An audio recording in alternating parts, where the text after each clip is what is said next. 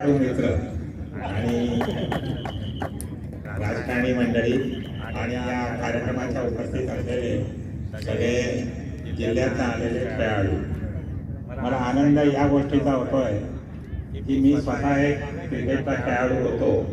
1964-65 साली इंदोरला मी शिकत असताना तिथे रणजीमध्ये सिलेक्ट झालो होतो. तर मला आनंद आहे की लहानपणापासून जसं तुम्ही ज्या वयात आज क्रिकेट खेळतात त्या वयात आम्ही सुद्धा जिल्ह्यातल्या याच्या किंवा युनिव्हर्सिटीमध्ये खूप क्रिकेट खेळायचो. आणि आजही कुठे मुंबईत असताना जर रेगॉन स्टेडियमवर एखादी मॅच घ्यायची असली तर थांबायचं, रेगॉन स्टेडियमवर जायचं, 10 मिनिटं तिथे बघायचं आणि मग पुढे जायचं. या पद्धतीने सुरुवातीपासून खूप चांगली आवड या क्रिकेट खेळायची आहे.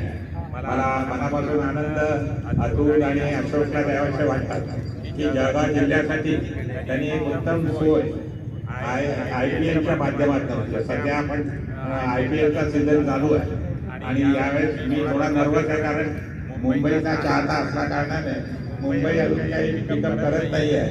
आणि त्यामुळे आपण असं समजा की मुंबईला जर खेळाडू पाहिजे असतील तर जळगावमध्ये आपण पाठवू त्यांना नंबर 1ला आणू, हीच अपेक्षा या प्रसंगाच्या माध्यमातून अतुल आणि अशोकची जी काही कल्पना आहे की जिल्ह्यातनं चांगले प्लेयर तयार व्हावे, खेळाडूंचं चांगलं वातावरण तयार व्हावं.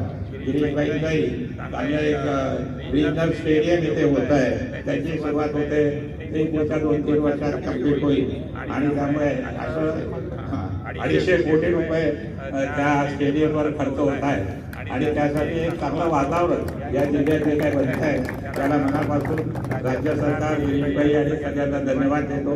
आमच्या खेळाडू लोकांच्यासाठी आपण जे काही करतात त्याबद्दल खूप खूप धन्यवाद आणि आशीर्वाद.